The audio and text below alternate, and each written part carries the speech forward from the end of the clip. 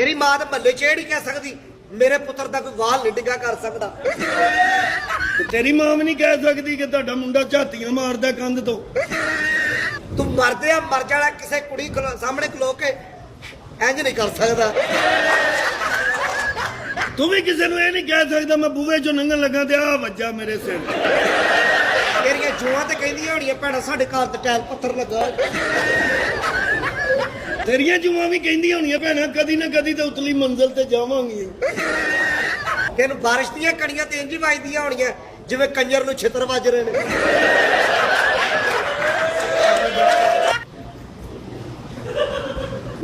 ये साडी इज्जत होण डई। पीओ साजी कुछ नहीं हुंदा पीओ बस ठीक है रख फ्रिज च होर कोई आ जांदा।